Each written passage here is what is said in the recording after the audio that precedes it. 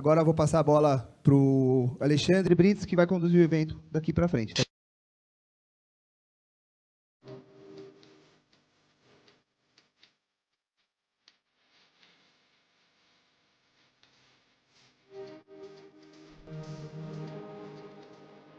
Bom, prazer estar com vocês.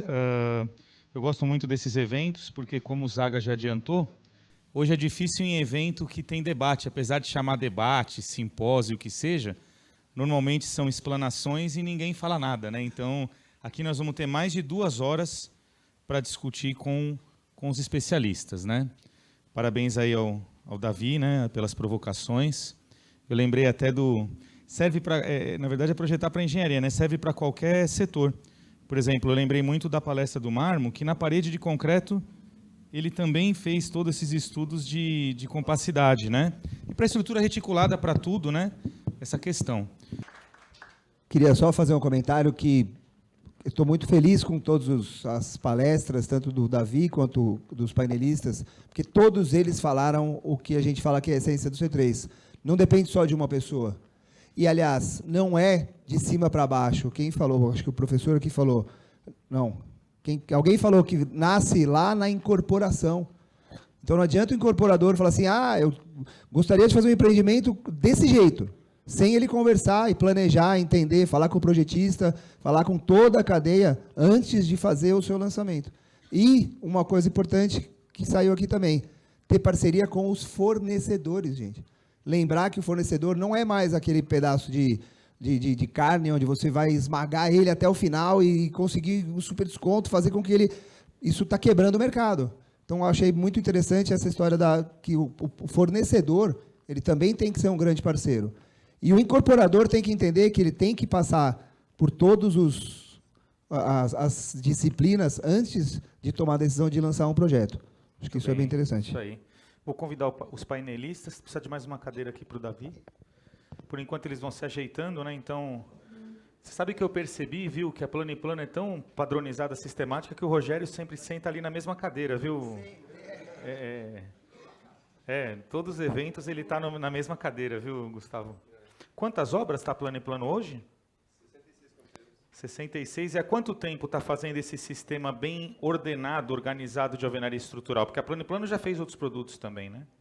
A Plano tem mais de 18 anos de alvenaria estrutural. 18 anos, mais ou 18 menos, anos. que está, então já está bem ali, craque, né? Em torno de 60 mil apartamentos entregues. Pessoal, olha, quem quiser, eles estão se ajeitando, tem algumas pessoas com microfone, é só levantar a mão. Eu vou começar aqui com uma pergunta, até o pessoal se ajeitar. É uma provocação para todos, né? Todos vocês estão em alvenaria estrutural há muitos anos, e é um sistema seguro, né? A gente, inclusive, tem várias, vamos dizer assim, pelo menos os grandes acidentes aí são de outros sistemas que a gente vê de sinistro aí, né? Eu já vi, aliás, estourar botijão de gás em prédio de alvenaria estrutural, já vi cair uma caixa d'água em cima de um prédio de alvenaria estrutural, daquelas, e o predinho ficou... Incêndio não. E também ficou? Não caiu também, né? Bom, falando nesse ponto de controle tecnológico, que a gente vai nas obras, é uma reclamação muito forte. Se a gente for fazer uma comparação com outros sistemas, estrutura de concreto armado reticulado, a gente não ensaia a estrutura. A gente não faz prova de carga, a gente ensaia o material concreto. Nem o aço a gente ensaia. O aço a gente confia que ele é um material, né, já certificado, acreditado. Se for falar em alvenaria estrutural, além dos materiais, a gente tem o prisma, né? Por que tem essa preocupação em alvenaria estrutural e em outras estruturas, por exemplo, parede de concreto, a gente também não ensaia uma paredinha de concreto, um pilarzinho com aço? Na alvenaria estrutural, além dos materiais, fazendo uma analogia com o concreto, se ensaiasse o bloco, a argamassa e o grout, seria o que ensaia na estrutura reticulada. A gente ensaia o prisma, tem uma dificuldade de amostragem, uma amostragem grande, estatisticamente bem mais rigorosa do que as outras normas. Existem coeficientes de desvio padrão, que muitas vezes todos os resultados dando acima do seu FPK, traz para baixo por causa do desvio padrão. É difícil o berçário, adorei a palavra berçário na palestra, e o transporte. Além disso, o pedreiro hoje, se ele é bom na produtividade, ele vai na produção. É o pior pedreiro que vai fazer o prisma, porque se ele fosse bom, ele estava... O Davi não ia deixar ele fazer prisma. Eu queria fazer essa provocação, eu sei que é uma discussão de norma, mas eu queria ouvir mesmo a opinião de vocês, por favor. E aí o pessoal já pode começar a levantar a mão depois também. Alô, alô? Bom, Alexandre, acho que é muito relevante esse tema, mas eu vejo da seguinte forma. Quando a gente fala tanto no concreto armado quanto na parede, todos os caminhões são ensaiados. E dentro daquele caminhão, se considera que o material é homogêneo. Então, praticamente, ele tem uma amostra de 100% do material que está sendo aplicado, né, dentro da estrutura. E o prisma, eu acho que é o contrário. Né? Quantos blocos são assentados e a gente separa 12 para montar 6 prismas. Né? Então, a gente tem uma amostra extremamente reduzida, né? Sem contar, por exemplo, o lote de argamassa. Né? Você imaginou se cada virada do silo lá vira um lote de prisma. Né? Então, a gente trabalha em uma quantidade de amostras bem reduzida e além de toda a delicadeza, né, dos prismas. Então, é um desafio, mas como o Gustavo falou aí, fazendo um berçário, cuidando direitinho, o desvio, por exemplo, que a gente tem na plano é muito baixo. Né? O desvio padrão realmente são prismas muito, muito consistentes. Né? E aí isso fez com que a gente pudesse também elevar os prismas de projeto. Posso complementar um dado, né? Bom, o prisma, na verdade, é um ensaio do material. Né? No concreto, você ensaia o concreto, que é o material. Você não ensaia o agregado, o cimento e areia. Né? Então, o ensaio de prisma, ele caracteriza o material. O material não é o bloco, não é a argamassa, não é o grout. É aquele conjunto, por isso que a gente precisa ter esse resultado. E isso que o André falou, que assim, quando a gente fala em organização, é isso também, né? Faz parte da organização você criar um sistema de controle que seja eficiente e eficaz. Eficiente não é você ter na obra 200 fichas de verificação de serviço para no dia anterior da auditoria o estagiário ficar enchendo a paciência dos projetistas para pedir aval. Né? É justamente você criar um sistema que às vezes seja mais enxuto, mas que olhe as coisas importantes da obra. Né? Eu não sei, eu passei por todo esse período de implantação de sistema da qualidade e, assim, eu vou até provocar aqui um monte de gente. Eu acho que a gente perdeu um pouco a mão disso. Quer dizer, o sistema da qualidade virou um negócio de prateleira lá e tal, e ninguém entendeu muito bem o que era para fazer. Né? Eu brincava que, assim, sistema de qualidade é que nem luz de óleo do carro. Né? A hora que acende a luz de óleo, você pode até decidir não parar o carro, porque se parar vai ser assaltado, não sei o quê. Mas você sabe que você está... Né?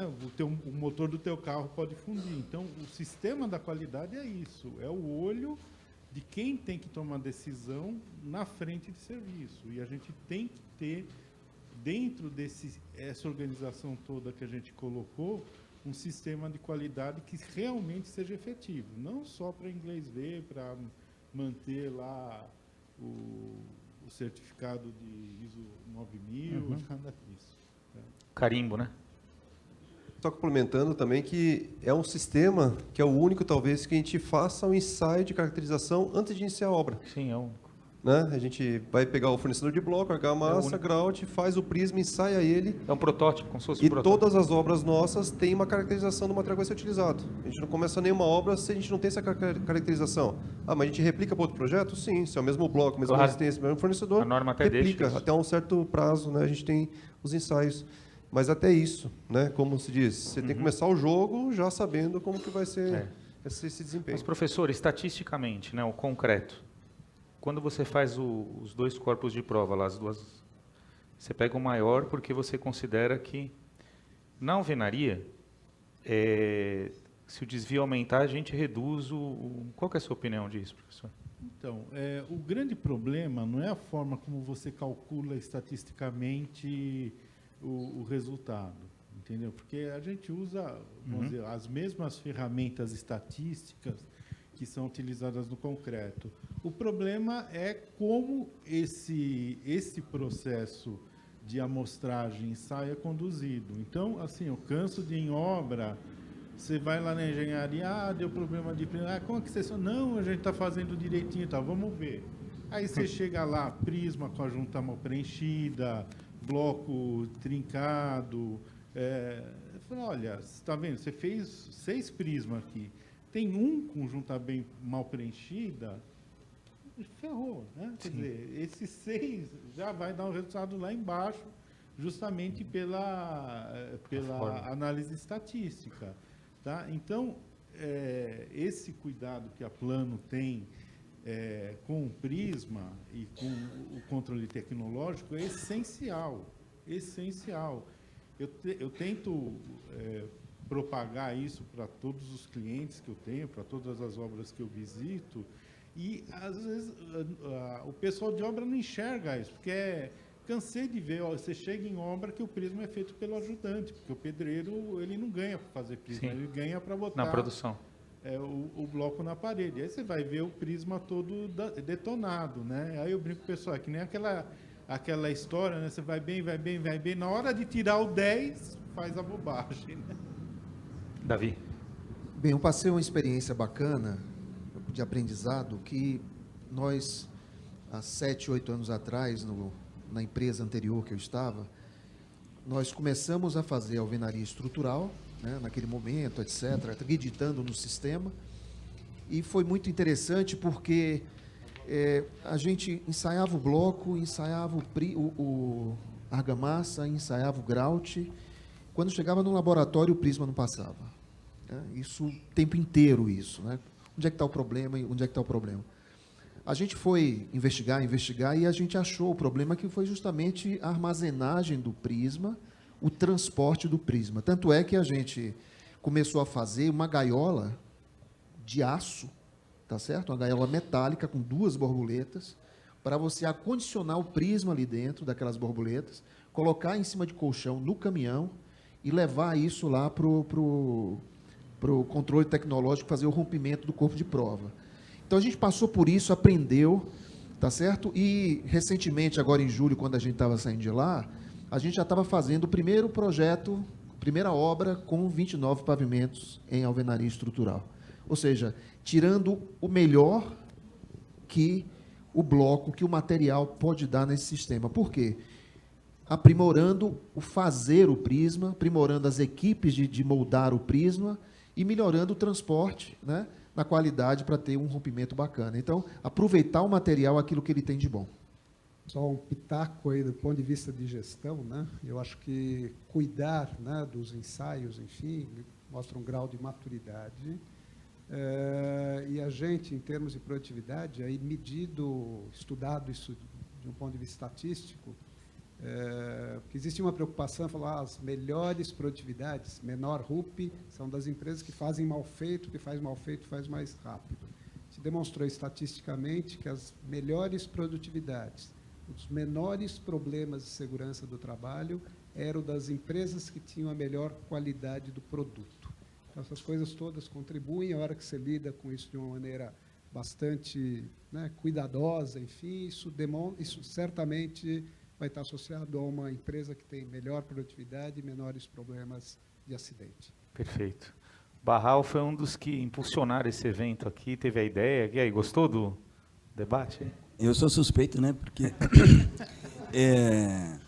meu nome é Marcos Barral, sou da Uterprem, e a gente fica muito contente, né, ver tantos players assim que trabalham com o nosso sistema.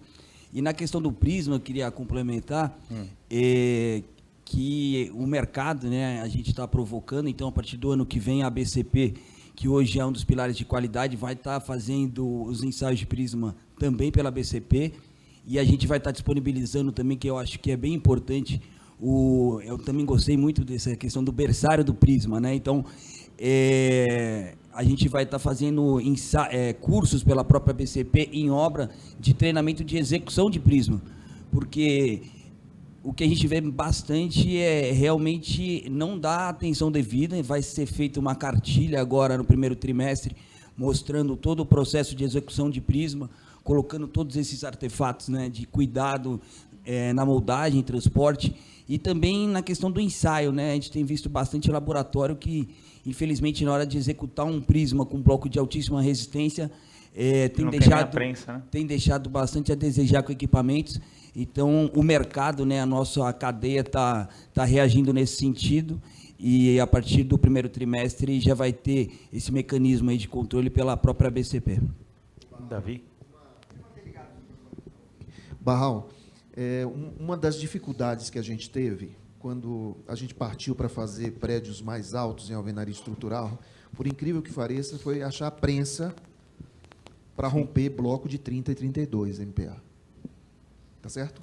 Eu rodei, eu acho que uns 15 dias em São Paulo, atrás de prensa, e não achei. Então, as empresas, inclusive a BCP, tá certo? Não tinha essa prensa. É necessário que as empresas que fazem controle tecnológico também comecem a pensar num futuro próximo, tá certo? No sentido de, eu não sei como é que está hoje já deve estar melhor, mas na época que nós procuramos prensa, só teve uma empresa que tinha a prensa para o bloco de 30 e de 32, tá certo? Então, precisa também fomentar as empresas de controle tecnológico para que elas se adaptem a esse novo modelo que a gente está partindo agora, que são prédios altos em alvenaria estrutural. A indústria, ela está tendo que tomar esse papel. Realmente é uma situação que a gente tem enfrentado, os laboratórios estão muito mal preparados. Nossa indústria tem uma prensa que hoje só tem a nossa e a da BCP. Uma prensa, acho que é de 300 toneladas, alguma coisa assim, que é um investimento alto, uma prensa dessa é quase 300 mil reais, e a gente tem visto isso, né? Então, mas o recado que a gente pode colocar é que a indústria tem feito seu papel, a gente tem investido, não só a gente, como nossos concorrentes, investido em equipamentos, hoje pesados para a alvenaria estrutural, para dar esse respaldo para o mercado. Então, eu acho que a gente vem de um momento também de uma mudança, né, com a questão do Minha Casa Minha Vida. No caso da alvenaria, eu falo que é minha casa para toda a minha vida, né? Outros sistemas construtivos que se propõem, a gente não sabe quanto tempo vai durar essa questão. Então, a alvenaria é minha casa para toda a minha vida. E aumentou muito a demanda nos últimos tempos, e a indústria está reagindo, né? Então, o recado que eu posso colocar é que a indústria tem feito papel. No ano que vem a gente já praticamente aumenta em 25% a capacidade produtiva, e para 27% quase que 60%. Então, o Prisma é um cuidado, vai ter essa cartilha agora que vai sair para o mercado, o treinamento também já é uma realidade, e a BCP vai investir numa prensa de R$1 milhão quase, em estrutura, para poder ser o fiel da balança. Hoje, quando tem um problema na obra, às vezes fica sem o fiel da balança, né? Então, a BCP, a partir do próximo semestre, já tem essa estrutura para atender vocês, né? Bom dia. Bom dia. Ricardo Bellini, da Conx. Ricardo. Como o Gustavo colocou bem, acho que a central de Prisma, né, nas consultoras virou um local de muita atenção, né? Virou pauta. Mas minha pergunta que é para o André. Chega os óbitos, né? Chega só, deu ruim. E quando tem uma reunião de fechamento da obra inteira, para você analisar como um todo o controle tecnológico, até para retroalimentar um próximo projeto, e se quando você atende uma nova construtora, você pega o histórico dela para poder retratar isso e poder dimensionar melhor todo o empreendimento? Ricardo, eu acho que não tem um processo bem definido onde eu passe por todas os nossos projetos, todas as obras que foram projetos nossos, para fazer essa reavaliação. Talvez hoje é até um pouco arriscado a gente fazer isso, porque realmente o volume de prismas não conformes está me assustando. Não sei, Luiz, você hoje me assusta o quanto que a gente recebe. Mas eu tenho algumas equipes lá dentro que eu chamo de células, né, que atendem. Eu tenho 2 células que atendem a plano, tenho outra metrocasa, tenho outra tenda. Dentro da célula, essa retroalimentação é algo que a gente faz com bastante cuidado, né? Então, inúmeras vezes, né, Gustavo? A gente já conversou, falou, e aí, vamos fazer uma reavaliação de todos os prismas do último ano, vamos dar uma olhada em todas as resistências de bloco, vamos ver se dá para ajustar, seja para mais, seja para menos, né? Então, isso é um trabalho que a gente faz com os clientes que acabam tendo uma maior... a gente atua mais dentro das obras, né? Muitas vezes a gente acaba não sabendo, né, quando que acaba a obra, qual que é o momento, mas eu acho que é importante, né, o que eu procurei passar é que todos nós, a gente precisa trabalhar a eficiência. Então, nós temos que nos acionar, nós temos que conversar. Então, nós estamos sempre abertos a falar, olha, André, acabei aqui minha obra, acabou, meu último prisma saiu, vamos dar uma olhada? Vamos dar uma olhada para que na próxima obra a gente possa fazer isso de uma forma mais eficiente. Bem, bom dia. Primeiro, obrigado a todos aí pelas palestras. São duas perguntas, na verdade. Uma, quando vocês falaram muito sobre a execução da alvenaria estrutural, eu vi muito a explicação usando blocos em concreto. Existe algum motivo pelo qual, por exemplo, o uso de blocos cerâmicos não é amplamente mais utilizado? Tem vantagens, desvantagens? Essa seria a primeira pergunta. E a segunda seria, vamos dizer assim, a pergunta de $1 milhão, né? A questão de mão de obra.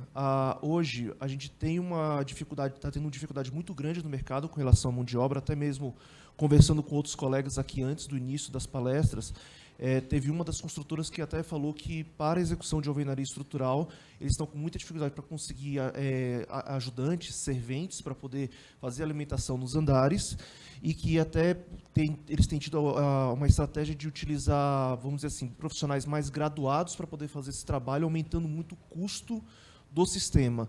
Vocês veem alguma alternativa para esse tipo de problema? Contratar para o time. Tentar ser breve, né? Depois podemos até conversar mais. Vou falar da questão da mão de obra, né? A gente vive, não preciso contar para vocês, um buraco aí em termos de disponibilidade da mão de obra, por motivos que todos, né, conhecemos. Tem concorrentes para pegar a mão de obra que era tipicamente da construção. A nossa mão de obra está ficando mais velha. Acho que foi até uma vez com o Davi, eu perguntei, Davi, você sabe qual é a idade dos seus operários, né? Ele falou, eu sei quanto muda de ano para ano. Eu falei, nossa, ele falou, todo ano aumenta um ano, porque não entra ninguém novo e continua a mesma equipe que eu tenho, né? Então, a gente tem uma idade média de 41 anos para os operários de construção.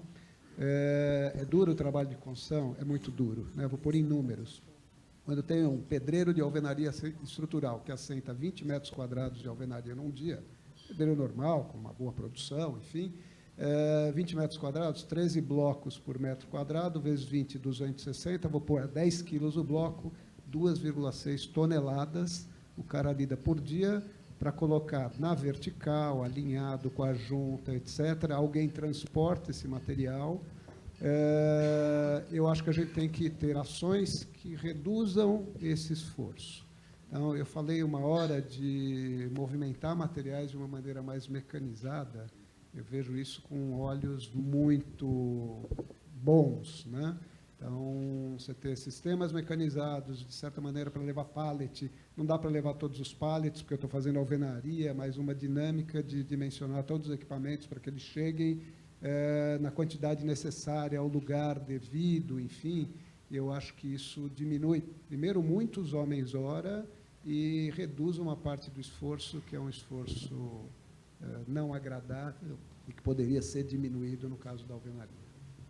Sobre o bloco cerâmico, quem que vai? Bom, posso falar um pouco. Eu acho que existem vários motivos, alguns técnicos, outros econômicos. Primeiro, assim, a instalação de uma indústria de bloco cerâmico de excelência é muito caro. Então, a gente tem muito poucas indústrias com grande excelência capazes de fornecer um produto padronizado, com alta qualidade e tal.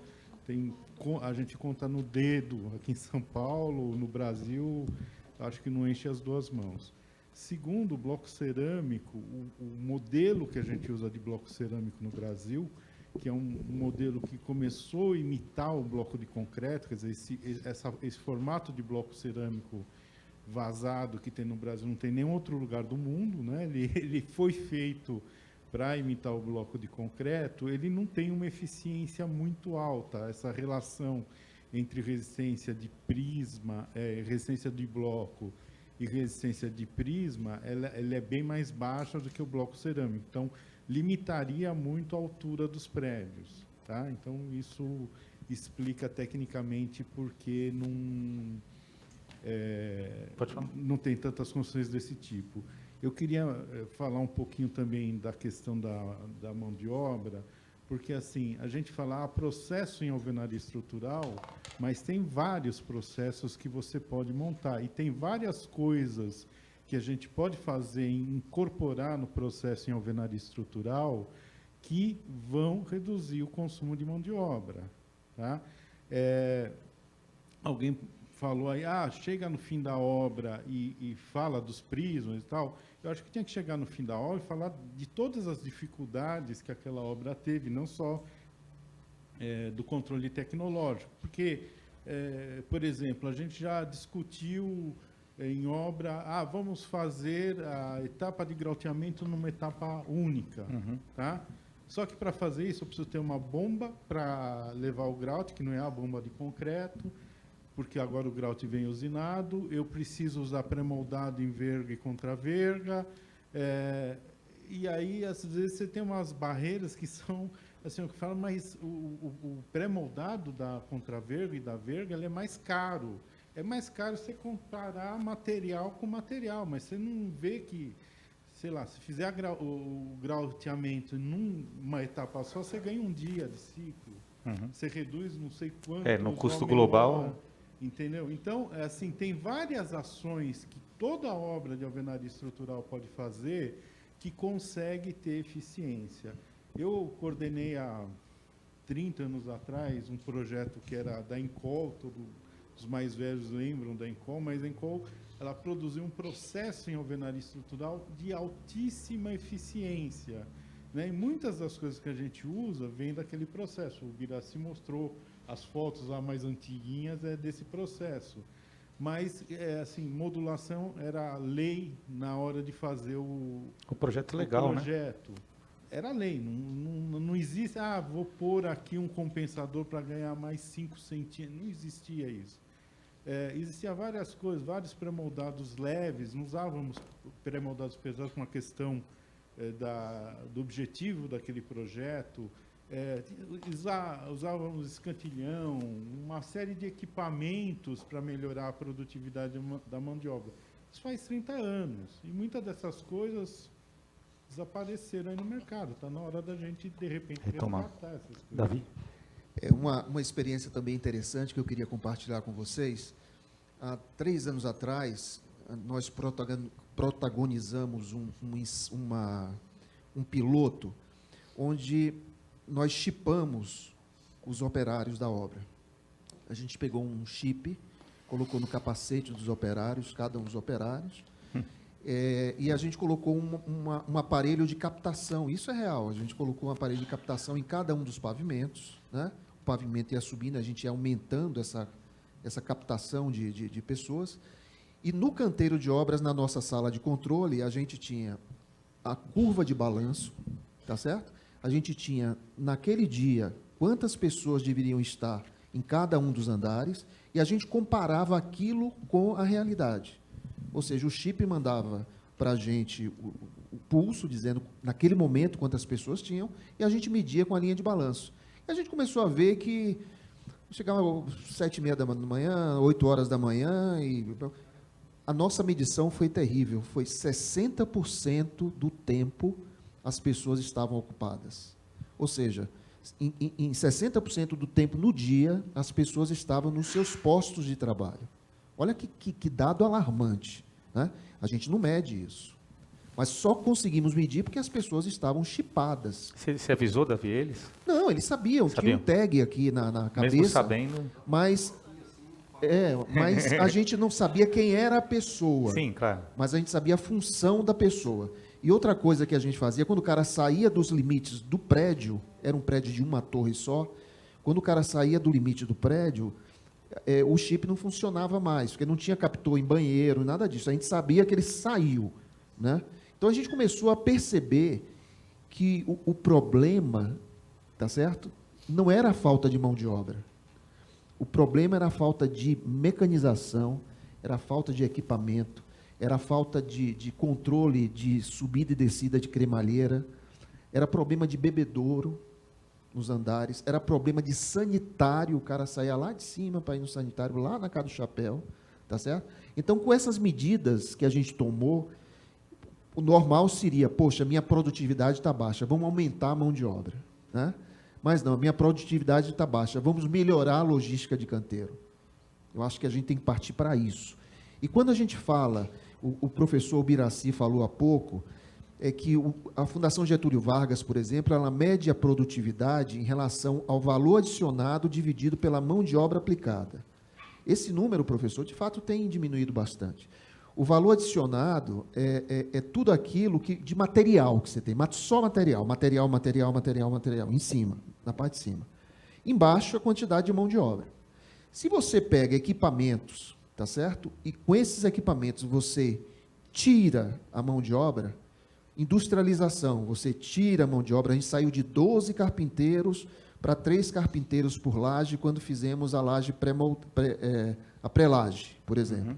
Então, o denominador, ele diminui. E a produtividade medida pela FGV, aumenta. Mas o que a gente tem visto hoje em obra, quase todas as construtoras, é que o histograma, o Biraci, ele antigamente era uma curva de Gauss perfeita, né? Você tinha no início da obra pouca gente, aumentava para caramba ali naquela hora que a obra está subindo, depois descia. Hoje não. Ele desce, quando chega aqui no pico, ele continua. Tem obra terminando com 300 pessoas. Mas por que isso? É outro fator, não é falta de mão de obra, é terminalidade que está uma bosta. Tá certo? Está uma bosta. Os caras não estão sabendo terminar a obra. As FVS que meu amigo aqui falou, tão importante no sistema da qualidade, o cara vai fazer uma FVS de um vão, tem um puta de um buraco ali na parede, o cara dá o vão como pronto. Por que ele dá o vão como pronto? Porque o empreiteiro tem que receber. Mede e paga. Né? Então, as questões ligadas à terminalidade logística estão machucando mais do que a falta de mão de obra. Vocês podem ter absoluta certeza disso. Vocês lembram? Tem a mão de obra de apoio, aquela embaixo, enfim, tem o ajudante direto, tem o oficial. Né? Mão de obra de apoio, eu tenho que mexer, fornecimento é uma coisa super importante. Né? O tipo de fornecimento, estou falando só da alvenaria, fora laje pré-fabricada, etc. Mas vou entrar na discussão do Luiz falou, né, de tornar construtível a alvenaria. Vocês lembram que eu falei que a gente tem números que vão de 0,2 a 2 homem-hora por metro quadrado, só assentamento de alvenaria. Vou pegar 2 números mais próximos, que a gente vira e mexe, encontra em obras boas. 0,3 horas de oficial por metro quadrado e 0,6. Né? Como é que eu vou do 0,6 para o 0,3? É o operário? Claro, tem operário bom, tem operário ruim. Mas é a gestão. Discussão de projeto, detalhes que não são detalhes, contramarco pré-fabricado que eu encaixo na hora, degrau de escada que fica mais fácil, grauteamento só de cima, poder ter o acesso com forma para fazer cinta e grauteamento, tem uma série de coisas. Tamanho das paredes, uma coisa é fazer parede, eu vou fazer uma parede de 10 metros quadrados ou eu vou fazer 10 paredes de 1 metro quadrado, para exagerar. Onde eu vou ter melhor produtividade? Ambos são 10 metros quadrados, né? Na de 10 metros quadrados e não em 10 de uma. Então, tem uma discussão com o projetista, quando é que eu posso soltar parede para tornar, entre aspas, uma parede maior.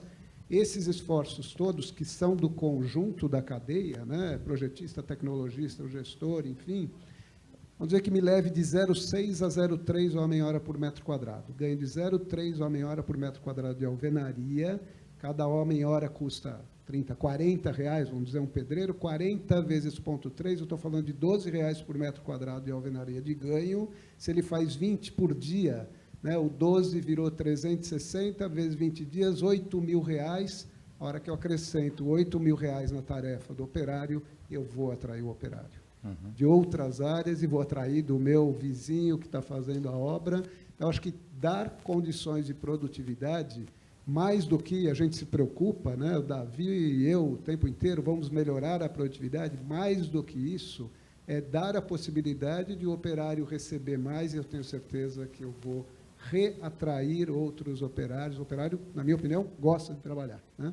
Tem ruim, tem bom, ruim tem que mandar embora, e eu tenho que dar condição para o que gosta de trabalhar, de ganhar mais, porque ele vai estar mais na minha empresa, e o poder produzir mais depende desses gestores que estão aqui, menos do que o operário, né? Eu acho que ele é um reflexo dessas coisas todas, né? Gustavo? Acho que só complementando aqui, o apanhado de cada um, acho que só colocando o fortalecimento que a gente tem, que é muito grande, de parceiros, né? A gente talvez quer ter uma solução pronta para amanhã, mas não é amanhã que a gente resolve. A gente tem muitos nossos empreiteiros, a gente já está com eles há 15 anos, e quando a gente olhava 15 anos atrás, o que ele era? Ele era uma equipe de alvenaria que estava ali fazendo aquela equipe e foi crescendo, foi se desenvolvendo. Quer dizer, nesse tempo todo a gente não matou ele. Parceria. Não é só um ganho de um lado. A gente sempre olhou que ele tem que ganhar, ele tem que produzir, tem que levar uma condição para os seus funcionários, e principalmente dar continuidade para eles. Não existe coisa pior em campo, alguém chegar, você contrata alguém, e aí, você tem equipe? Não, eu vou montar uma equipe. Quando ele fala, montou uma equipe, você está... Ele não tem equipe, ele vai pegar 3 aqui, pegar 2 ali, vai pegar mais 3 ajudantes, depois metade não para na primeira semana e não produz. Quer dizer, quando você tem um parceiro, ele sabe o que você vai fazer, ele já sabe quais são os riscos dele como prestador de serviço. Eu estou numa empresa que eu vou ser improdutivo ou não? Eu vou ter logística, eu vou ter material, vou ter uma cadeia de suprimentos adequada no tempo certo, eu vou ter uma cremalheira competente, eu vou ter um fornecedor de bloco competente, eu não vou ficar ocioso. Teoricamente, ele vai tirar a margem de risco dele. Ele não vai colocar no preço dele essa ociosidade, essa incompetência, talvez, de produtividade. E quando ele sabe que aquela equipe já vai terminar aquela alvenaria e já vai pular para outra, é completamente diferente de você toda vez montar equipe, montar equipe, montar equipe. Claro. Porque, indo até um pouquinho além, quando a gente às vezes queria uma sequência de obras, o bloqueiro falou, doutor, tem um negócio errado, esse bloco está errado aqui. Essa modulação está errada.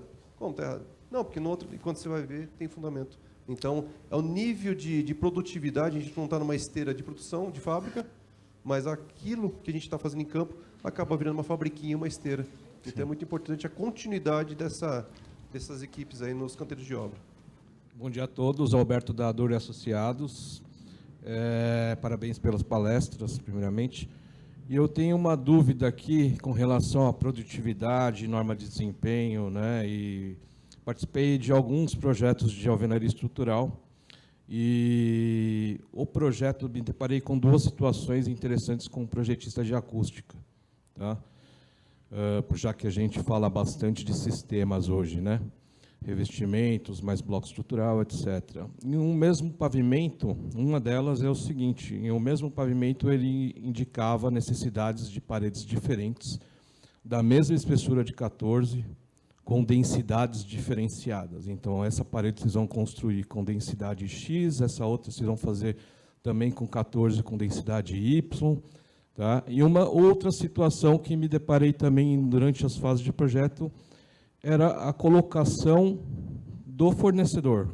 O fornecedor da Outerprem vai executar essa parede, que vai ser uma parede mais acústica, essa outra você pega da Glaser, né?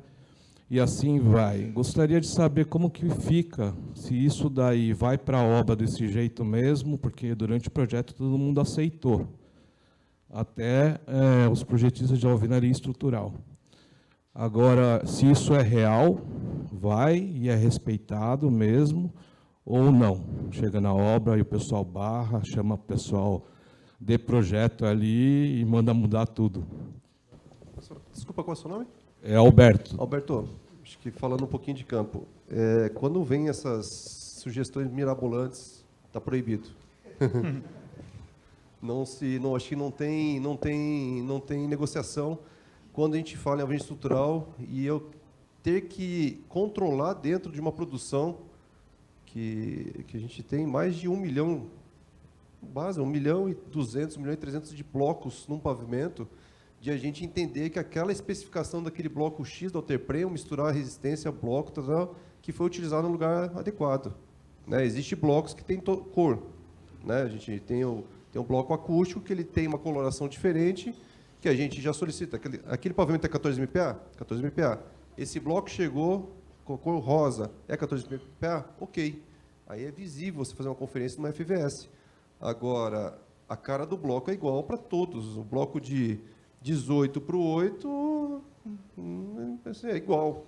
Então, a partir do momento que você desmontou, tirou a carga do caminhão, paletizado, colocou no chão, você está ali identificando a resistência. Né? A partir daí, você desmontou esse pallet, você tem que estar com a aplicação bem definida, porque depois você não tem rastreabilidade nenhuma. É impossível você encontrar essas alterações. E aí existem outras possibilidades aí para você atender a acústica.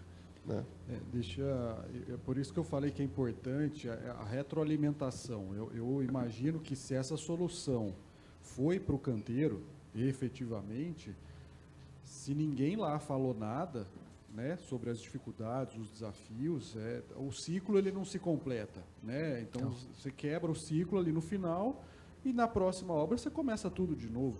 Né?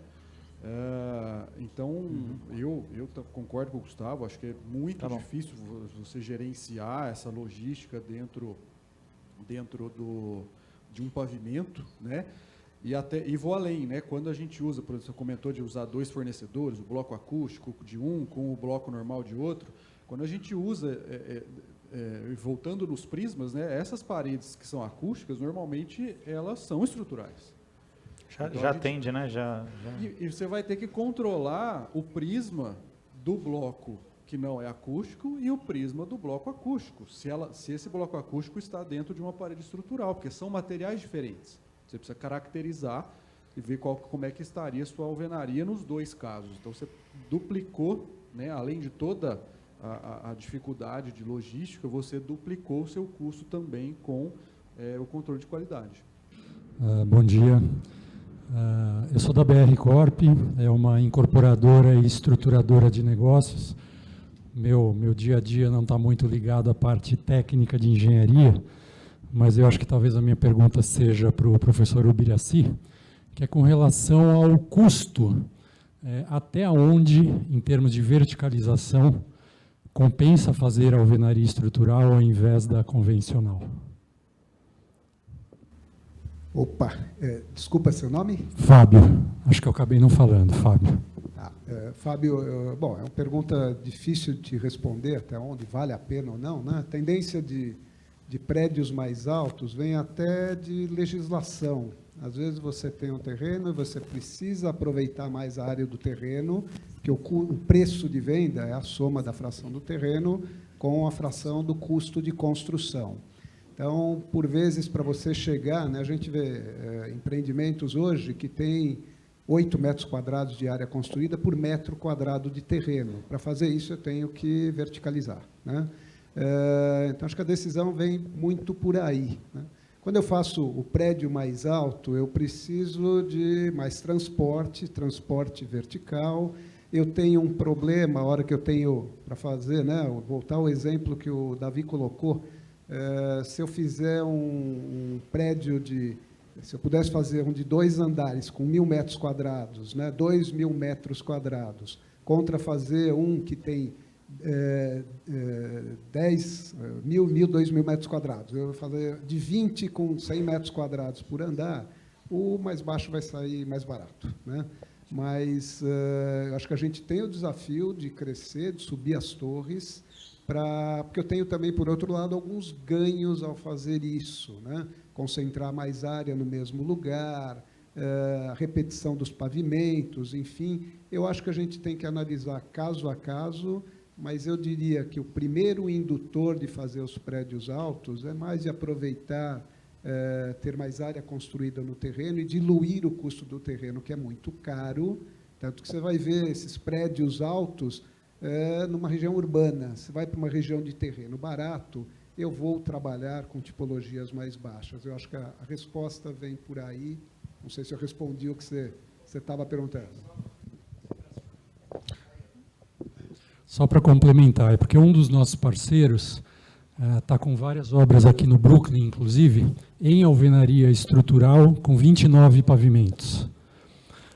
Mas de outros parceiros a gente já ouviu dizer que a partir de 24 pavimentos já compensa fazer a convencional ao invés da estrutural, em função do reforço que você precisa colocar na estrutura. Então, Fábio, né? isso. Fábio, é o seguinte, hoje, eu estou falando hoje, recente, muito recente, como eu falei, você hoje pode usar blocos de 26 MPa para fazer prédios de 28 pavimentos, ok? Isso já é possível de acontecer. Eu fiz um projeto há 2 anos atrás, ele está acabando agora a parte estrutural, que esse projeto a gente fez isso, a gente começou, era um prédio alto de 26 pavimentos, a gente não tinha ainda essa informação da melhoria e dos resultados de ensaio, de prismas, etc. A gente fez uma estrutura misto-quente, tá certo? Até o 6º, 7º pavimento, era uma alvenaria estrutural muitíssimo reforçada, tá certo? Pilares no meio do negócio, paredes até de concreto para isso aí, para a gente conseguir chegar lá nos 26 pavimentos, tá certo? E foi uma grande bobagem que a gente fez, a gente aprendeu com isso, porque o bloco, a gente aprendeu que indo a fundo na característica do material, o material que eu falo, prisma, como o professor aqui falou, o Franco, você consegue chegar nos 28 pavimentos muito mais barato do que uma estrutura comum, tá certo? Reticulada.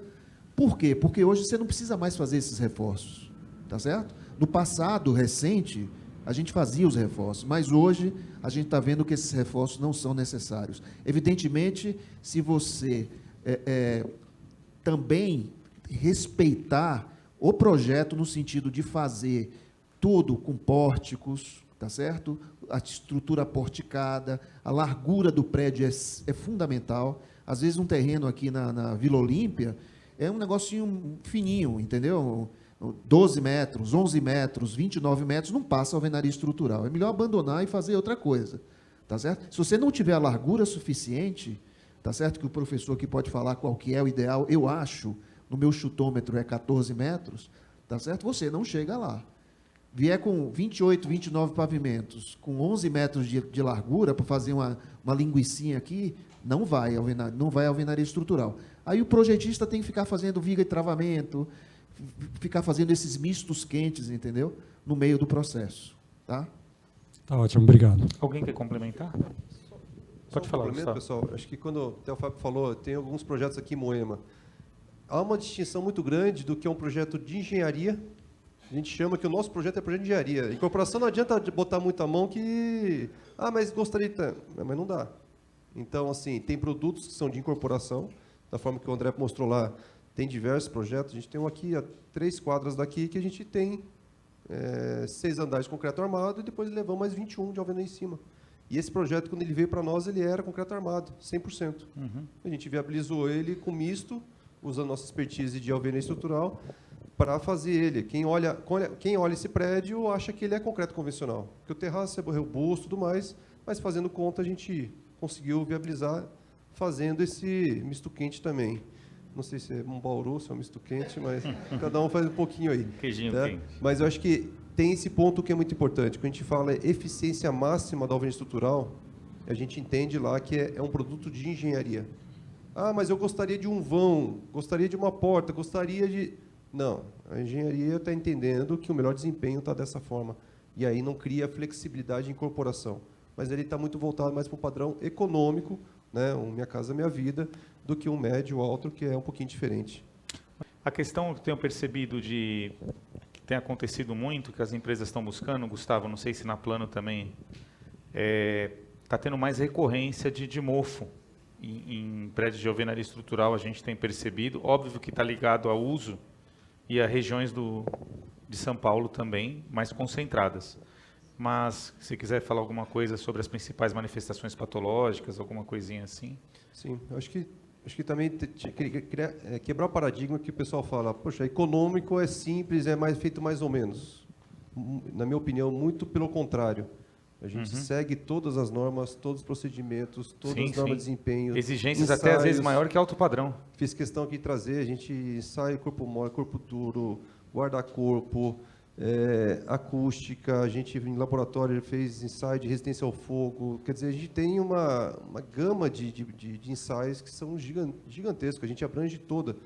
Todos os projetos são ensaiados por software de acústica, térmico, lumínico, ruído na cobertura. Muitas vezes a gente tem empreendimentos agora que tem aquele lazer descoberto, porque não tem uma área verde embaixo adequada, a gente coloca um lazer descoberto em cima, o ruído que causa para o apartamento, para o último pavimento, quer dizer, é uma preocupação muito grande, porque não tem jeito, a gente está vulnerável. Primeiro que a gente tem o programa, que é a Minha Casa Minha Vida, que acho que nunca está ali para nos cobrar, e fora que a gente sabe que tem um comércio aí de peritos e condomínios que depois agem, né, de muitas formas não tão lícitas para poder arrecadar verbas e dinheiro tanto para um lado como para o outro. Quando está terminando aquele prazo de garantia, né? Tem muito isso, né? Vale muito para a gente, assim, não deixar nenhum passivo.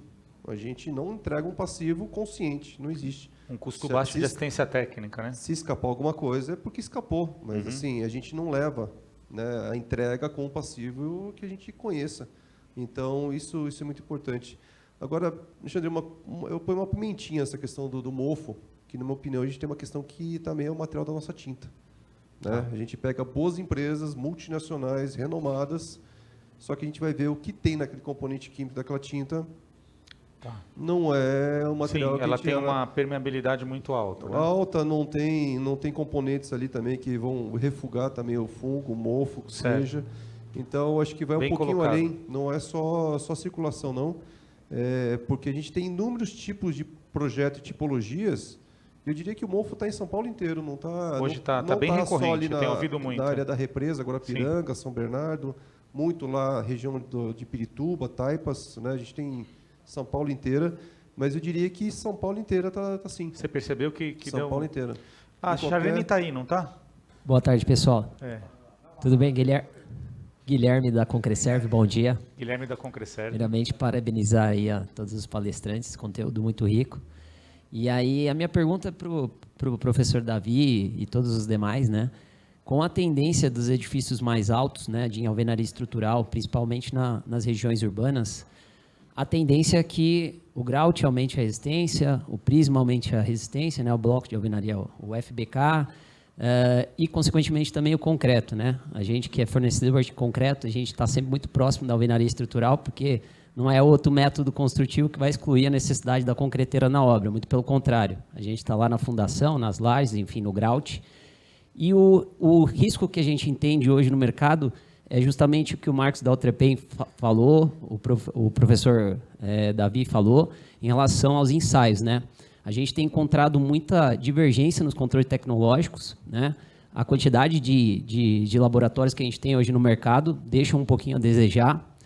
Hoje, a Concreserve, 95% dos casos que a gente faz uma contraprova com a BCP, a gente identifica uma falha no controle tecnológico. Então, hoje a gente é uma empresa certificada, a gente tem sido cobrado aí pelo mercado para que a gente seja certificado, uma certificação específica da BESC e da BNP. E eu queria entender, o Sinduscom, qual que é a ideia para a gente homologar melhor esses laboratórios, uma vez que o mercado está aquecido e pode trazer muito retrabalho aí para a construtora. Davi, deixa eu só fazer uma citação. A gente falou muito da USP, dos professores. O Davi, ele é coordenador e professor da Mauá. Tá? Então, a gente conhece mais o Davi aqui no mercado, né, como diretor de engenharia, tudo. Mas o Davi tem um trabalho acadêmico também. Obrigado por lembrar. Vamos lá, Davi. Obrigado aí pela pergunta. Um grande abraço para a Concreserve, tá certo? São parceiros aí de longas datas. Inclusive, esse projeto que nós desenvolvemos, que eu havia desenvolvido com o professor Paulo Helene, né? A Concreserve participou dele do começo, meio e fim desse projeto, né? Mostrando que um grout bem feito, uma argamassa bem feita, tá certo? É o ponto de partida para cumprir a norma, somente isso. Né? O que a gente estava vendo era descumprimento de norma o tempo inteiro. Nós ensaiamos grouts pré-fabricados, daqueles caríssimos, né? Aqueles que custam ensacados absurdamente, com resistências altíssimas. É bem mais de R$ 1.000 o metro cúbico, né? Quando faz a ensaiamos o grout da Concreserve. Tá. E o grout da Concreserve deu a resistência que se esperava, tá certo? A gente fez os rompimentos de corpo de prova, etc, etc, etc. A questão dos laboratórios, em relação ao Sinduscom, o Sinduscom ele pode fomentar esse tipo de coisa, tá certo? Eu acho que é uma provocação bem bacana. Amanhã vai ter reunião do CTQ, a reunião mensal do CTQ.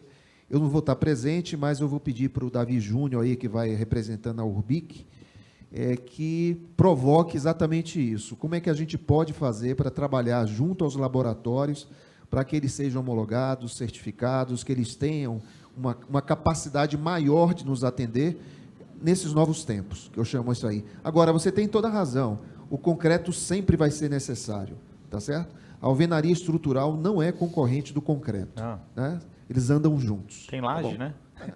Gustavo, aproveitando do grout, uma organização que... O grout sempre foi um pênalti na logística da alvenaria estrutural do ponto de vista de abastecimento. Por ele ser usinado. Nas empresas que eu trabalhei, e até visitando a obra de vocês, você pode fazer de várias formas esse abastecimento. Hoje, como você citou que a maioria é usinado, vocês trabalham como? Vocês têm tanques de armazenamento na obra? Vocês trabalham com grout com aditivos retardadores? Explica um pouco como vocês estão vencendo essa logística. Eu acho que cada um acaba tendo a sua forma de trabalho, né? Cada um não tem como julgar um jeito ou de outro, porque cada um põe seu preço, sua forma e acaba tocando em frente. Um exemplo, a Plano não usa grua. A gente tem o nosso transporte vertical, que ele não está condicionado a uma grua, e aí cria o perfil de cada empresa. Tem empresa que o empreiteiro, a empresa é condicionada sempre a um sistema de grua e outros não, né? Então a gente acaba se condicionando a fazer o bombeamento, fazer o grout bombeado, para poder fazer o grouteamento da alvenaria, né? E aí a gente está com a aplicação ela o mais rápido possível. Não está usando retardador, tanque, nada? Não tem. Então a gente está ali com uma equipe concentrada para trabalhar rápido, para poder fazer o bombeamento e já ir fazendo o lançamento e conseguindo ter cargas com volume um pouquinho mais reduzido. Volume um pouquinho menor, né? Condiciona o volume, né? A gente tenta deixar o mínimo possível nos caminhões para poder dar o tempo também. Para não ter o custo também adicional. Né? Mas aí cada um tem uma forma, né? Porque quem tem grua seria de uma forma, quem tem bomba, mas a bomba também ajuda a se lançar mais rapidamente. Sim. Quando você chega com um caminhão lá de 7 metros para subir numa concha de grua... Também não é o diferencial da grua, não é esse. Levando um tempo maior. O Davi quer complementar. A questão da grua é muito engraçado, como as coisas se complementam, né? Tem aquele slide aí das engrenagens, né? Se a gente parte para o uso de laje, pré-laje, aí não tem como. Tem que ter grua. Tem que então, ter, não tem qual jeito. que é a conta hoje em dia? Já que tem grua, vamos fazer explorar ela. Pré-laje. Pré-laje, escada. Se não tem grua, não adianta nem fazer conta. Perfeito. Tá certo? Porque colocar uma grua e fazer pré-laje, colocar uma grua e não fazer pré-laje, a conta não fecha. Exatamente isso que está falando. Mas a gente usa muito grua. Quando tem a grua, quando precisa da grua... Tem que explorar a grua. Explora com a pré-laje, né? Eu trabalhei na Cirela há muitos anos, não tinha grua. E os dois professores que estão aqui, não sei se eles lembram, mas eles fizeram um artigo há uns 30 anos atrás que chama o uso do elevador ou grua em obra. Os dois aqui, ó, estão presentes aqui. Deixa eu fazer um contraponto aqui. Lembra, professor? Davi, porque é o que eu falo, cada um tem uma forma de trabalhar, cada um põe seu custo, né? A gente está com um empreendimento em Campinas. E Campinas a gente sempre enxergou, já fizemos algumas obras lá, que a mão de obra, ainda mais, né, um pouco mais deficitária. E o que eu falei, vamos montar uma equipe para Campinas. Até montar, você não faz a obra. Então, a gente optou por fazer pré-obra, pré-laje. O único empreendimento, a gente tem a pré-laje em Campinas, para tirar cimbramento, carpinteiro, armador. E lá a gente está sem grua, estou com guindaste. Guindaste. Então, tudo na engenharia, por isso que eu acho que engenheiro é para isso, é para ficar ali calculando, pensando, viabilizando. Isso, melhor uso de recursos. Acesso da obra, se entra a carreta, se consegue patolar um guindaste junto com a carreta. Você tem... Cada obra tem sua história, cada obra tem que ser estudada e planejada. Tem boas empresas com mão de obra própria, né? Silva, na Mundo Afro está com mão de obra própria? Não, é na BP8, né, que está com mão de obra própria. E tem obras grandes. E viu, Alexandre, e até, viu, Frutel, por isso que eu falo, cada um tem sua história, cada um faz a sua. É uma obra que não nasceu para ter pré-laje. Mas se eu quiser ter uma grua, provavelmente no dia que eu for comprar um terreno, eu vou falar, poxa, vamos colocar 2 torres uma do lado da outra, o giro dela já pega 2? Lá não, são 3 torres alinhadas. Então eu tenho que montar uma grua lá, depois outra grua aqui, outra grua aqui. Então cada um se faz sua história. E como a gente queria também buscar a expertise da prelagem que a gente nunca fez, esse é o momento oportuno, vamos colocar um guindaste, vamos planejar a obra dessa forma e seguir o jogo. Quando fala só com cremadeira, você utiliza aquelas mini gruas em cima para subir alguma coisa? Algum sistema complementar? É tudo pelo cremalheira? Cremalheira. Vertical e cremalheira, tá. Não vou. Ele é seco. Vamos lá. Eu queria perguntar para o André e para o Luiz a questão das faixas de resistência, né? Hoje as indústrias se modernizaram e os blocos estão atingindo novos níveis, enfim. Se não faz sentido você ter um maior uso de blocos de maior resistência, pulando algumas faixas de resistência, no intuito de você diminuir, né, tantas resistências na obra, consequentemente diminuindo o ponto de grout, e o ponto de grout também é um ponto que usa muita mão de obra, né? Então, consequentemente, você tem menos mão de obra e acaba tendo o mesmo custo ou equiparado.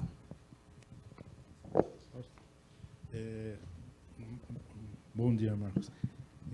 Eu acho que assim, a grande pulo que deu a gente ter resistências adicionais foi conseguir ter mais altura dos prédios, né? Porque antigamente, eu me lembro a primeira vez que fiz um projeto que tinha 17 pavimentos, tinha no mercado bloco de 14, a gente teve que sair grauteando um monte de parede e tal. Isso já faz bastante tempo atrás.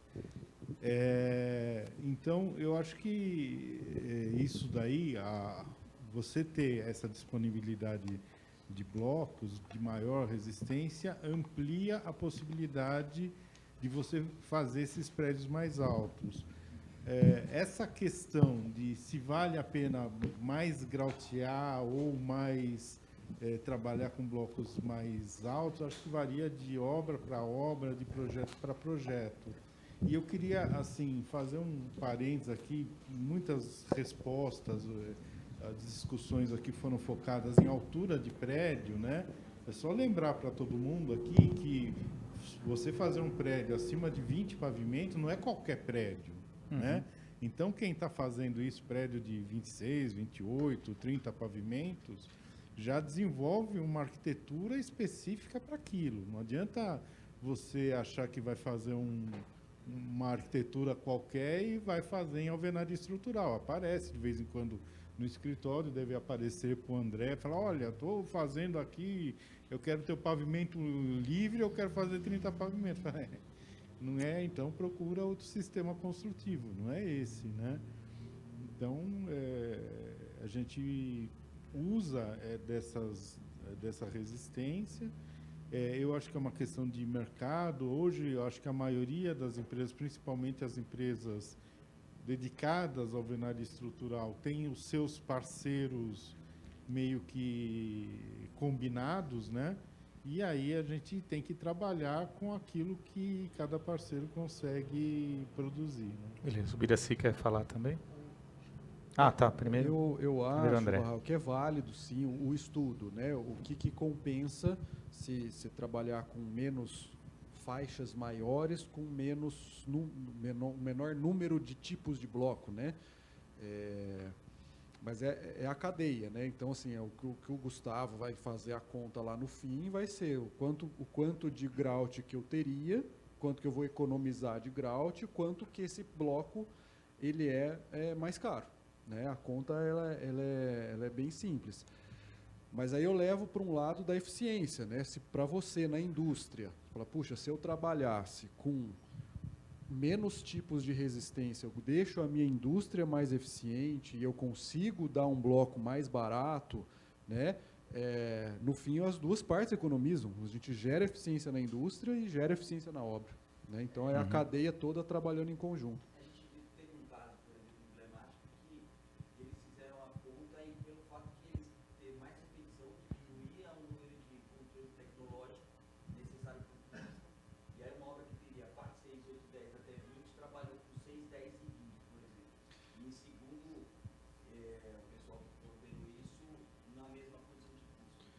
Então, acho que varia caso a caso. Essa questão do controle de qualidade, eu não sou muito fã de pular pavimentos de controle de qualidade. Eu acho que, como o Gustavo colocou aqui, o controle de qualidade, ele é o que a gente está vendo ali, são os olhos da empresa, né? Então, de um pavimento para o outro, mesmo você tendo o mesmo bloco, mesma resistência, mas já o grout já é outro, a argamassa já é numa outra data, né?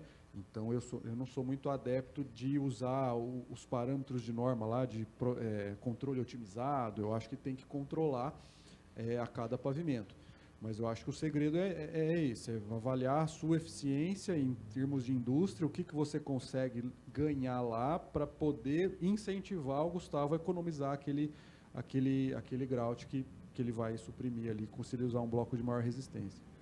Eu acho que só para complementar também, o ponto ótimo é muito difícil de encontrar, porque cada vez que você acha que você está ganhando uma ponta, pode ser que você está levando para a produção um volume de peso muito maior para o pedreiro também trabalhar. Para você colocar dentro de uma cremalheira, o servente transportar esse bloco, levar até o pavimento, depois levar em cima do andaime ele colocar em cima no momento do assentamento, eu não tenho de cabeça aqui, longe disso, mas o que pesa um bloco de 24 MPa para um bloco de 8 MPa é gritante o peso, a densidade dele é completamente diferente e é nítido para a gente, quando a gente está produzindo um prédio de 9 andares, a produtividade dos bloqueiros é uma, surpreende, poxa, lá está indo muito bem, lá está fluindo, faço naquele ciclo. Aí quando a gente está lá fazendo uma torre com mais de 25 pavimentos, poxa, a produção parece que não anda, estou com uma equipe boa, estou com bons bloqueiros, né? O Marco sabe, né? Eu já levantei o bloco de 54, o 54 de 24 MPa. A gente, você tem que levantar com as duas mãos e a gente que não está preparado para isso, já dá dor nas costas. A gente se arrebenta. E eles têm que... Sim. Daqui... Brincadeiras à parte, daqui a pouco o bloqueiro vai exigir um equipamento para subir o bloco e colocar em cima da alvenaria, porque o equipamento é um material muito robusto, muito pesado, né? E aí cai a produtividade também. Um dos pontos que a gente abandonou, a questão do 30 e 32 MPa, foi justamente esse. Peso. A gente nem chegou a ensaiar bloco de 30. A gente foi até 26 e disse assim, daqui para frente... inviabiliza por conta do peso. Você lembra o peso, Davi? É mais de 20 quilos, né? Eu não lembro, é mais de 20 quilos, mas eu não lembro exatamente o peso. Mas eu sei que é mais de 20 quilos. Então não tem como fazer isso. O cara não vai produzir e você perde o cara. Biraci, para encerrar aí. Está ouvindo? Sim. É uma tréplica lá da grua. Da grua. Que eu acho que eu levantei a questão, né? Quando eu falei da grua, eu adoro grua, né? Como o mármore, né? Mas das obras que a gente faz, esse estudo de planejamento estratégico da produção, a maior parte não usa grua. Né? Não significa que a grua esteja certa ou a não grua esteja certa. Né? O mecanismo todo, assim, a gente pega a demanda por materiais que têm que ser transportados mês a mês, transforma isso num tempo ou de grua ou de cremalheira, dimensiona possibilidades de sistema de transporte em função do local onde pode parar a carreta, a posição em que eu posso pôr a grua ou o elevador, em função de estrutura, etc. A gente escolhe um sistema de transportes. E, só para dar um exemplo de elevador de obra de muitos anos atrás, daquele trabalho da Incol, lembra o carrinho que eu mostrei? Ele tem uma base plana e tem 2 ferros que se encaixam nos buracos dos blocos. A gente usava aquilo num sistema todo integrado, a Incol produzia os blocos, colocava no caminhão, não era época ainda de pallet, colocava os blocos em cima do caminhão, só que colocava com furo na horizontal, uma altura que era possível de transportar. Existia na obra uma plataforma com elevador cremalheira que estava na altura da caçamba do caminhão e na altura da parada do elevador. Tinham 2 carrinhos em cima do caminhão, 2 no elevador, 2 em cima, 2 homens em cima, 2 embaixo, pegava o pallet, punha no elevador, subia lá em cima, descia. Eu gastava muito pouco homem-hora por metro quadrado para fazer o bloco numa quantidade pequena que passava pelas portas e chegar até o pedreiro. Então, sou super a favor de usar cada vez mais equipamentos mais pesados, mas é uma questão de custo, de caber para cada uma das obras, e existe uma série de soluções interessantes, mesmo essa que não tinha pallet e não tinha grua e tinha um transporte super eficiente. Tá?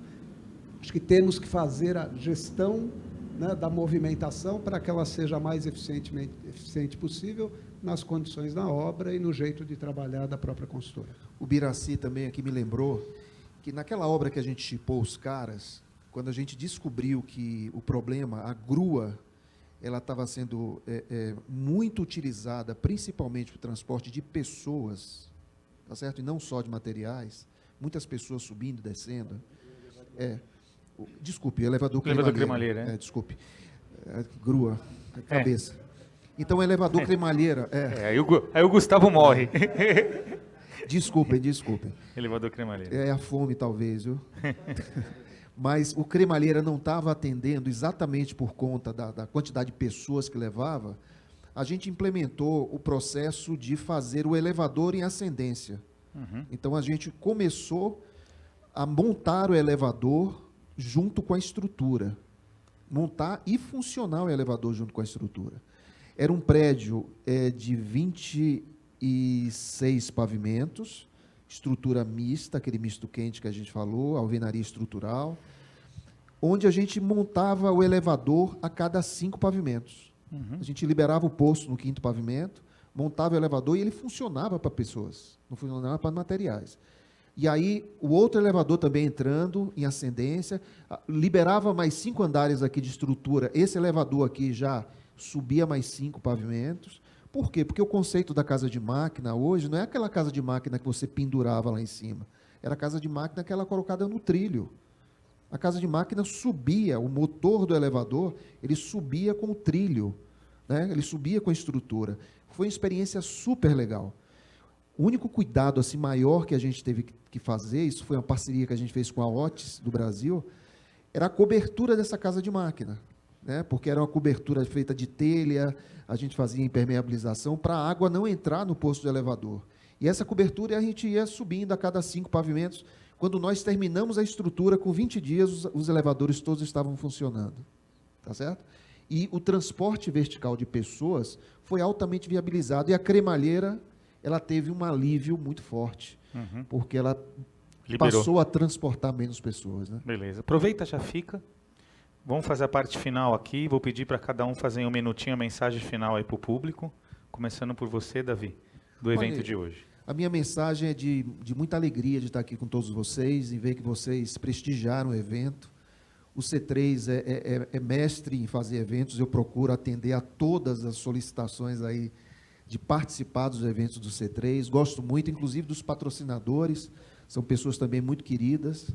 Tá certo? Então, expressar minha felicidade, minha alegria e dizer a cada um de vocês que projetem para o custo, tá certo? Coloquem engenharia na hora da incorporação lá, começar a sonhar muito alto. Tá bom, pessoal? Muito obrigado a todos. Obrigado. Gustavo? Eu acho que só para reforçar a mensagem, eu acho que a gente sempre fala muito consolidar parceiros. Acho que esse é o ponto principal que a gente pontua, tanto de suprimentos como mão de obra. Esse fortalecimento traz muito retorno e acho que é o que fica de mensagem aí. E até mesmo falando, acho que a cautela e a precaução, o planejamento para prédios altos é fundamental. Tá? Não tem como amanhã sair fazendo, porque a gente está... Tem um know-how já, né? Tem que ter uma bagagem, acho que cada um tem que se consolidar para fazer isso. Né? A Plano hoje já está fazendo prédios de 30 térreo mais 30 andares, já está em andamento, já tem pessoas morando em prédio térreo mais 25. Então, esse é um movimento que não tem mais volta, né? O mercado já entendeu, já tem uma cadeia produtiva consolidada aqui em São Paulo para fazer isso. Eu enxergo que nenhum lugar do Brasil tem isso. São Paulo está nesse momento, está nesse time aí, né? Mas eu acho que muita cautela, muito planejamento, muita responsabilidade, está cercado de pessoas competentes, boas, né? Que realmente estão juntos nesse projeto. Isso é fundamental. Eu queria também agradecer a todo mundo que veio participar desse debate e assim a mensagem que eu queria deixar o final, quer dizer, a gente falou da alvenaria estrutural, mas muito daquilo que a gente discutiu aqui, ela serve para qualquer situação, para qualquer processo da engenharia. Então, eu acho que a gente tem que usar a engenharia, o conhecimento, a arquitetura, os sistemas prediais, mas, enfim, a gente tem que usar a inteligência. A inteligência que vai fazer com que a gente tenha sucesso nos processos que a gente emprega. E, para a alvenaria estrutural, né, a gente tem que procurar aprimorar esse know-how. É um processo, né, que eu acho que já não é inovador, ele já está muito consolidado no mercado e a gente sabe que, vamos dizer, não é ainda o processo da situação, mas eu acredito que ainda é um processo que no Brasil é o futuro da gente, pelo menos nas próximas décadas. A gente vai morrer fazendo, né?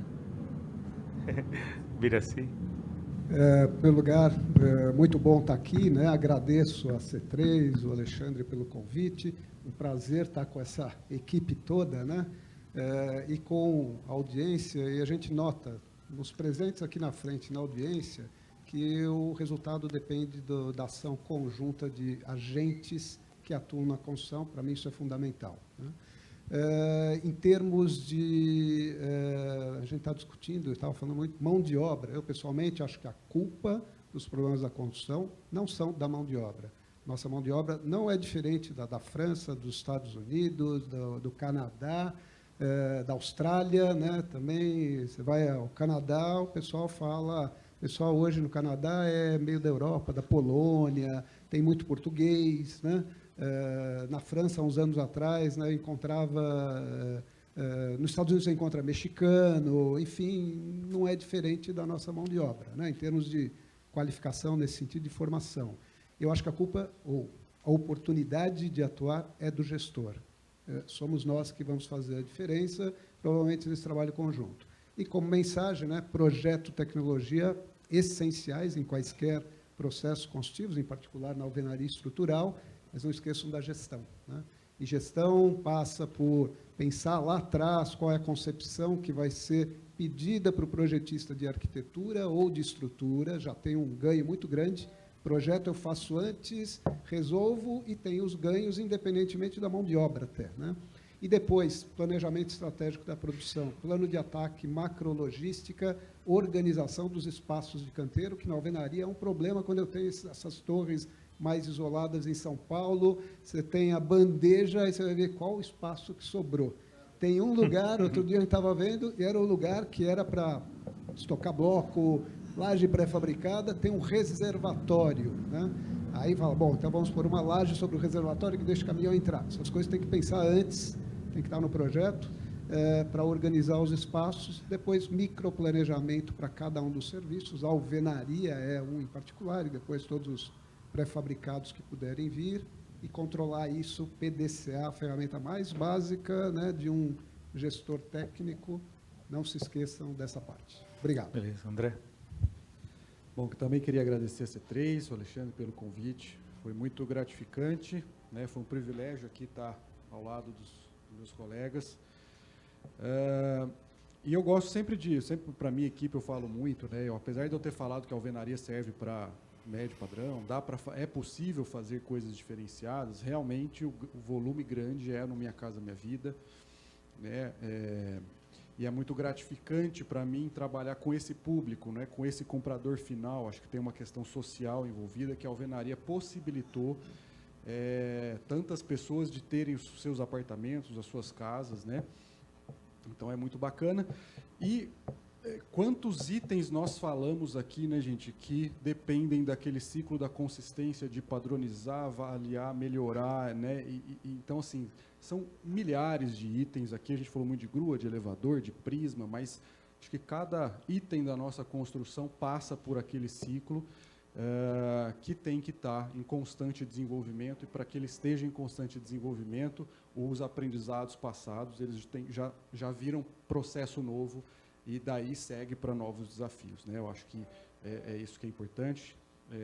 Queria agradecer, muito obrigado. Obrigado, André. Bom, vou passar aqui a palavra para o Zaga fazer o encerramento formal aqui do evento. Muito obrigado a todos. Só o formal mesmo, né? Porque o técnico nem me arrisco a fazer nenhum tipo de comentário. Queria agradecer primeiro aos painelistas, Davi como palestrante também, Alê, obrigado, sempre uma honra ter você aqui ajudando a gente. Agradecer vocês que estiveram aqui conosco, mais uma vez dizer que o evento foi um sucesso absoluto. Normalmente eventos que duram uma manhã inteira, a gente tem por costume que perde-se 70% do público quando a gente faz a despedida. Quem está aqui pode olhar que nós perdemos no máximo até 30%. Então, para mim, é um sucesso absoluto. Obrigado por todos vocês terem ficado até o final. Isso mostra que o debate foi interessante. E frequentem mais o C3, toda vez que a gente demandar alguma coisa, fiquem à disposição. Qualquer necessidade, liguem para a Bárbara. Vocês já falam com ela fica enchendo o saco de vocês aí no RSVP. E, mais uma vez, muito obrigado. Nós temos aí mais meia horinha lá embaixo de network, bate-papo. Quem quiser, fica à vontade. Muito obrigado.